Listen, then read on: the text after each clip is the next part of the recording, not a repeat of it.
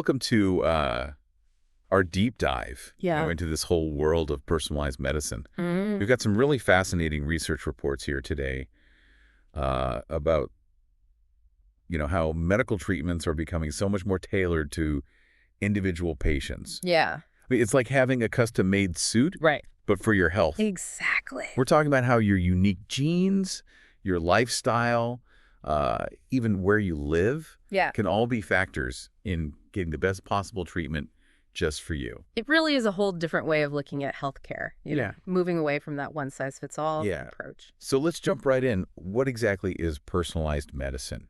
I feel like I hear that term everywhere. It's about designing medical treatment around each individual patient's characteristics, Right. needs, and preferences. Gotcha. And it's more than just pills. Oh, okay. We're talking prevention, diagnosis, treatment, the whole healthcare journey. So not just the right treatment, Right. but the right treatment at the right time for you specifically. Exactly. The ultimate goal is the right patient with the right drug at the right dose at the right time. I like that it's got a nice ring to it. Yeah. Okay, so how about a real-world example? Sure. Paint me a picture of personalized medicine in action. We'll take Calideco, for instance, Okay. a drug for cystic fibrosis, Mm-hmm. approved back in 2012. Okay. That's a great example. Okay, cystic fibrosis. I know that's a serious genetic disease. Mm-hmm. So how's this drug personalized? Well, Calideco targets a specific gene mutation Okay. found in about 4% of people with CF. Gotcha. This mutation causes like a buildup of thick mucus in the lungs, makes it Whoa. hard to breathe. Yeah, of course. And Calideco basically restores the function of that protein and dramatically improves their lung function. So not a cure, Right. but a life changer for those specific patients. Exactly. But if only 4% of people with CF have that mutation, Yeah. wouldn't that make finding enough people for research like really difficult? You're right. It's a smaller patient population. Yeah. But the Cystic Fibrosis Foundation really stepped up and invested heavily in the research that led to this drug. Oh, wow. It's a great example of how collaboration can really drive these breakthroughs. Yeah, for sure. And because of the potential impact, the FDA actually fast-tracked the approval process. That's really interesting. So the FDA was willing to move faster Right. because they saw how revolutionary this targeted approach could be. Exactly. And, Calideco is really just one example. Right. The explosion of knowledge in genomics is playing a massive role in driving all of this forward. Genomics, that's the study of our genes, right? Yeah. Isn't that a relatively new field? Relatively, yes. Like, But yeah. thanks to the Human Genome Project, Yeah. which mapped out our entire genetic code Yeah. back in the early 2000s, Right. we're now able to understand how individual genes can affect things like disease risk Mhm. and even how people respond to different drugs. That's incredible. It's like having a personalized instruction manual for Yeah. your body. But how does that translate to actual treatments? Well, think of it this way. Just as some people metabolize caffeine faster than others, Okay. our genes can affect how we process medications too. Okay. Pharmacogenomics studies these gene-drug interactions. Well, It helps us figure out who's likely to benefit from a drug right. and who might have, bad side effects. That makes sense. So it's about getting the right drug to the right person. Mm-hmm. But how do we figure out who that right person is? That's where diagnostics come into play. Okay. Things like genetic tests and advanced medical imaging Mhm. help identify those patients Okay. who will truly benefit from specific treatments. So are we talking about those at-home genetic tests that you see advertised everywhere? Those are part of it, but it goes much deeper. Okay. Think about using a highly specific blood test to figure out if someone with cancer Okay. will respond to a particular chemo drug before they even start treatment. That sounds really promising. But how reliable are these tests? I mean, there's a lot of hype out there. Sure. But how accurate are they really? That's a great question, and one the FDA is taking very seriously. Okay. They're working on new regulations to ensure those at-home tests and all diagnostic tests are accurate and reliable. So the FDA is stepping up to make Yeah. sure these tests are more than just fancy gadgets, Exactly. but actual tools doctors can rely on to make treatment decisions. Absolutely. They're playing a huge role in shaping the future of all of this. So the FDA is not just approving drugs anymore. Right. They're deeply involved in this whole personalized medicine landscape. Exactly. They've created specialized offices to handle these products. They're issuing guidelines and policies to clarify regulations, and they've even launched programs to encourage early communication between drug developers and the FDA. So they're really trying to stay ahead of the curve here and Yeah. figure out how to best regulate this whole new world of medicine. They are, but it's not easy. Right. Personalized medicine often involves multiple moving parts, you see. It's like a drug and a specific diagnostic test Sure. that need to work together seamlessly. Okay, so what happens when you've got a drug that only works for people with a specific genetic marker? Right. How do you even design a clinical trial for that? It's not your average drug study. Right. Traditional clinical trials involve huge groups of people. Mm-hmm. But with personalized medicine, you're often dealing with smaller, very specific groups of patients. Okay. And that creates a whole new set of challenges, both scientifically and ethically. So how does the FDA approach these smaller, more targeted clinical trials? It seems like it would require a whole new way of thinking. It does, and they've actually issued new guidance on what they call enrichment strategies for these kinds of trials. Okay. Enrichment strategies, break that down for me. It's all about carefully selecting the participants, Okay. to increase the chances of actually seeing if the drug works. Gotcha. For example, you might focus on patients who are at high risk for a particular outcome. Or those who are most likely to respond to the treatment based on their genetic profile. So it's about making the trials as efficient and informative as possible. Right. While also minimizing risk to patients who aren't likely to benefit. Exactly. It's a more targeted and arguably more ethical approach to research. But even with those adjustments, there are still lots of questions around personalized medicine, especially when it comes to things like those lab-developed tests you mentioned earlier. The LDTs, right? Those are tests developed and performed in a single lab, not the big commercial kits you see everywhere. Yeah. Aren't those already being used for things like cancer diagnoses? They are, and that's where it gets tricky. Okay. Traditionally, the FDA hasn't actively regulated LDTs. It's a kind of a hands-off approach. Yes, but with the rise of personalized medicine, the lines have blurred. I see. Now you have LDTs being used to make critical treatment decisions, Right. which raises questions about whether they've been rigorously validated and are truly reliable. So you might have a treatment that's only effective if a specific test result is positive. Right.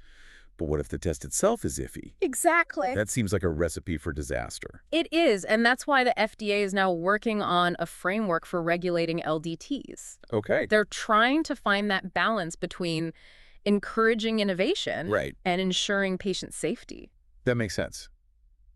You don't want to stifle progress, but you also don't want patients making decisions based on unreliable tests. Exactly. It sounds like the FDA's got a lot on their plate. They do. Not just keeping up with the science, but also figuring out how to apply regulations in this new world. They do, and they're not just playing catch-up either. Oh, okay. The FDA is actively involved in research that directly supports the development of personalized medicine. Okay, so not just regulating, but actually rolling up their sleeves and getting in the lab. Exactly. Yeah. They recognize that pushing the science forward is key to realizing the full potential of all of this. That's really interesting. What kind of research are they doing? Well, for starters, they're digging deep into biomarkers. Okay. Remember, those are the measurable indicators of disease, those telltale signs that something's going on. The FDA is trying to pinpoint the specific molecules or genes that can be targeted for treatment. It's like searching for clues at a crime scene. Yeah. But instead of catching a criminal, you're trying to pinpoint the culprit behind a disease. That's a great analogy. And they're doing a lot of work on the biology of cancer, specifically, trying to understand what drives cancer development and progression at a molecular level. Precisely. It's about moving beyond treating symptoms to actually targeting the root cause of the disease. So they're trying to figure out why not just the what of cancer. Right. And this knowledge will be crucial for developing those super precise therapies that attack cancer cells while leaving healthy cells alone. That's the holy grail of cancer treatment, isn't it? It is. So is it all cancer research, or are they looking at other areas of personalized medicine too? Oh, it goes way beyond cancer. Okay. They're investigating everything from how our genes and immune systems respond to protein-based drugs to how we react to vaccines.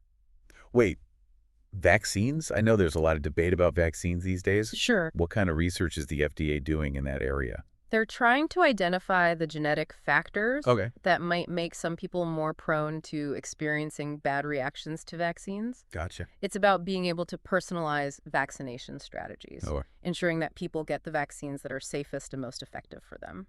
So taking something like a flu shot, Right. from a one-size-fits-all approach to something much more tailored to your individual risk factors. Exactly. It's about maximizing the benefits Right. while minimizing the risk. And they're even looking into stem cell therapies. Stem cells, those are like the blank slate cells that can turn into any kind of cell in the body. Mm-hmm. I know there's been a lot of excitement about their potential. There has, and for good reason. Yeah. Stem cells hold enormous promise for personalized medicine, Okay. especially those mesenchymal stem cells, or MSCs, that come from adult tissue. Gotcha. They have the potential to treat a wide range of diseases, from heart disease to spinal cord injuries. Wow. That's incredible. But I know there's also a lot of controversy and ethical concerns surrounding stem cell research. There are, and that's why the FDA is heavily involved in researching how to best characterize and evaluate these cells to make sure they're used safely and effectively. It's a lot to wrap your head around. Stem cells, gene therapies, personalized vaccines. Yeah. It seems like the FDA is involved in just about every facet of personalized medicine research. They are, and they're also doing a lot of work on what's called pharmacogenetics. Pharmacogenetics, wait, hasn't we already talked about that? Mm-hmm. It's how our genes affect our response to drugs, right? You're right. It keeps coming up Yeah. because it's really the cornerstone of personalized medicine when it comes to medications. Okay. The FDA is looking at everything from how genetic variations can predict someone's response to a specific therapy Mm-hmm. to how those variations might differ across ethnic groups. Mm-hmm. This is crucial for ensuring that clinical trials are truly representative Right. and that new drugs are safe and effective for everyone. So it's not just about developing cool new drugs. It's about making sure those drugs work for the people who need them, Exactly. regardless of their genetic background. And the FDA is also digging into the genetics behind those severe allergic drug reactions we talked about earlier. Right. Imagine being able to look at someone's DNA and know in advance if a particular drug is likely to trigger a life-threatening reaction. That would be incredible. It could prevent so much harm. It could, and that's the goal. They're also doing research on the genetics of heart disease. Heart disease is a big one. It affects so many people. It does. What are they focusing on there? They're trying to understand how our genes and our lifestyle choices work together to contribute to heart disease. So both nature and nurture. Exactly. And understanding that interplay could lead to more personalized dietary and lifestyle recommendations. Right. It's about empowering people to make informed choices Yeah. based on their own unique genetic predisposition. I like that it puts the power back in the hands of the patient. Exactly. And they're even looking at a commonly prescribed blood thinner called clopidogrel. Okay. Turns out some people don't respond well to it at all, Oh. and that variation in response is likely linked to their genes. So instead of just prescribing it to everyone at risk for a heart attack, Right. you could use genetic testing to figure out who's actually going to benefit from it. That's the idea, and that's pharmacogenetics in action. Yeah. It's all about tailoring treatment to individual needs based on genetic information. Wow, the FDA is really covering a lot of ground, and it sounds like they're going it alone. Actually, they're big on collaboration. They recognize that they can't do it all themselves and are partnering with all sorts of institutions and initiatives to push this research forward. Oh, interesting. Like who? What kind of collaborations are we talking about? Well, one great example is the ISPY2 trial for breast cancer. ISPY2? Yeah. Okay. Tell me more about that. It's a fantastic example of a public-private partnership where the FDA is working with the National Institutes of Health Oh, wow. and even major pharmaceutical companies to personalize cancer treatment. Okay, so a real team effort. What's so special about this trial? They're using biomarkers from individual patients' tumors to guide treatment decisions, Okay. and they're using what's called an adaptive trial design. Adaptive trial design. What's that? It means they can actually change the treatment strategy as the trial goes on based on the data they're collecting. So it's like a learning trial constantly evolving and becoming more refined. Exactly. And they're also testing multiple drugs at the same time, which helps speed up the process of finding effective therapies. Wow, that's impressive.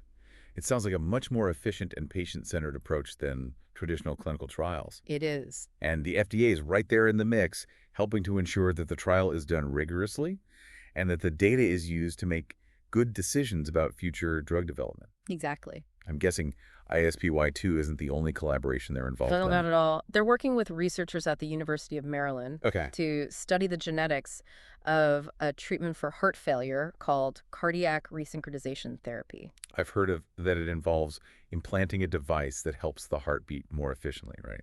Right. But research has shown that women may respond to this therapy differently than men, Hmm. and the FDA is trying to figure out what genetic factors might explain those differences.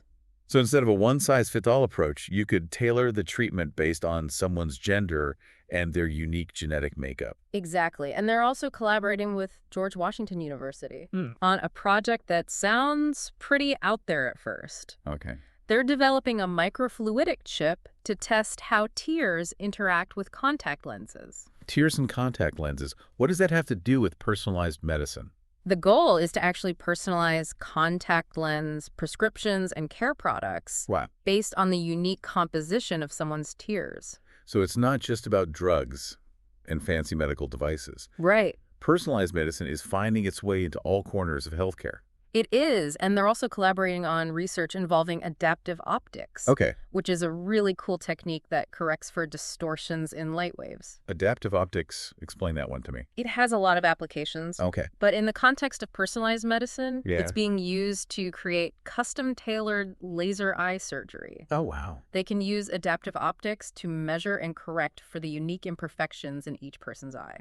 So no more one-size-fits-all LASIK. That's pretty amazing. It is, and the FDA is also working with universities through these things called CERSIS, which are Centers of Excellence in Regulatory Science and Innovation. CERSIS. Those are a mouthful. What are those all about? They're basically partnerships between the FDA and academic institutions to conduct research that advances regulatory science Okay. with a big focus on pharmacogenetics. Pharmacogenetics, again, clearly that's a big priority for the FDA. It is, and the work being done at the Georgetown CERSI, for example, is helping the FDA make better decisions about personalized therapies Okay. and ensure they're safe and effective for everyone.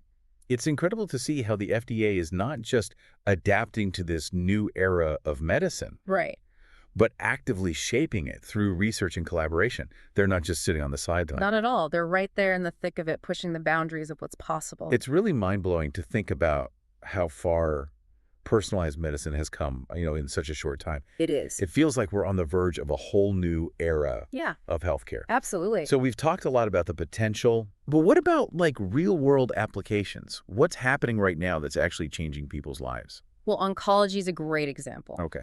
If you have breast cancer, colorectal cancer, lung cancer, melanoma, or leukemia, Okay. chances are your doctor's going to order a molecular diagnosis. So they're analyzing your tumor for specific genetic mutations. Exactly. And this information helps them choose the treatment that's most likely to be effective for you. Wow. No more guessing games or one-size-fits-all chemo regimens. It's about getting the right treatment to the right patient Mhm. at the right time. That's it. And we're also seeing advancements in HLA genotyping. Okay. The testing they do to make sure organ donors and recipients are compatible. Right.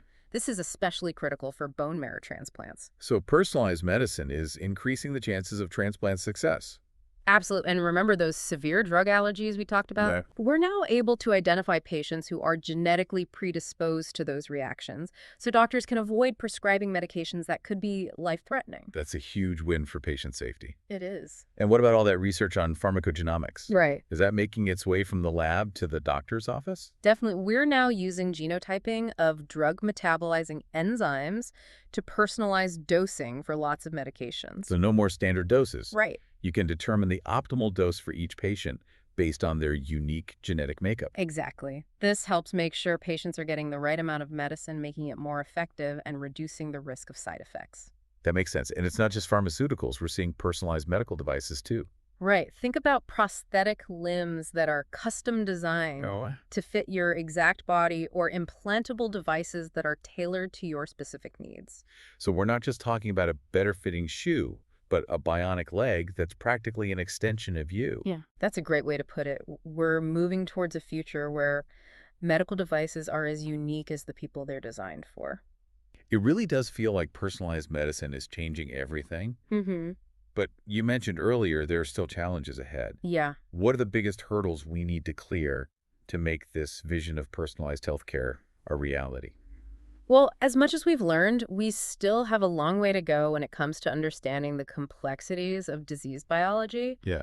There's so much we don't know about how genes, environment, and lifestyle all interact to cause disease. It's like we've just scratched the surface of this vast and intricate world inside our bodies. That's a good analogy, and to complicate things further, Yeah. many common diseases are influenced by multiple genes and biomarkers. Okay. It's not always a simple one-to-one relationship. So it's like trying to solve a giant puzzle where Yeah. each piece represents a different gene or environmental factor, Hmm. and we're still trying to figure out how they all fit together. Right. It's going to take even more sophisticated research methods and powerful data analysis tools to crack this code. Okay. And that brings us to another challenge, our current disease classification system. What's wrong with the way we classify diseases now? It's outdated. It's mainly based on symptoms Okay. rather than the underlying biological causes. Oh, I see. So two people might have the same diagnosis, Mm-hmm. but the underlying molecular mechanisms could be completely different. So we need a new system that classifies diseases based on their molecular fingerprints, Exactly. not just how they look on the surface. We need a system that considers all the factors we've been talking about, Yeah. genetic, molecular, and even environmental influences. Makes sense. It's like we're upgrading from a black and white TV to high definition. Yeah, I like that. But even with all this incredible data, we're running into another problem: infrastructure. Okay. We simply don't have the systems and resources to manage and analyze all the genetic and molecular information we're generating. It's like having a library full of books, but no way to actually read them and extract the knowledge inside. That's a perfect analogy. We need to invest in building a robust data infrastructure Mm-hmm. and developing sophisticated bioinformatics tools if we want to unlock the true potential of personalized medicine. So we've got the raw materials, the data, Mm-hmm. but we need to build the factory to process it. Precisely. And even if we solve all of that, we still need to address the issue of clinical implementation. Right, because what good is a groundbreaking diagnostic test or therapy if doctors aren't comfortable using it or Exactly. patients can't afford it? We need to do a better job of educating healthcare providers about personalized medicine and giving them the support they need to incorporate it into their practice. And of course, we need to figure out how to make personalized medicine accessible and affordable for everyone who needs it. It's like having a shiny new car, but no roads to drive it on. I love that it really highlights the importance of addressing these practical challenges. So there are definitely some big hurdles to overcome. But it sounds like these challenges are more about logistics and implementation than like fundamental roadblocks. It seems like we're headed in the right direction. We just need to keep pushing forward. Absolutely. And the science is advancing so rapidly. Yeah. And the FDA is really stepping up to pave the way for all this. It's an incredibly exciting time to be involved in this field. It really is. It's inspiring to think about a future where we can prevent diseases before they even start, tailor treatments to individual needs, Right. and empower people to take control of their own health. That's what personalized medicine is all about, shifting from a reactive approach to a proactive approach, Yeah. from treating disease to maintaining health. And who knows what breakthroughs are just around the corner. Yeah.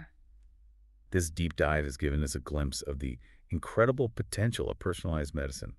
But it's just the beginning of the journey. It is. We encourage you to keep exploring, keep asking questions, and stay informed about the latest developments. Your health is worth it.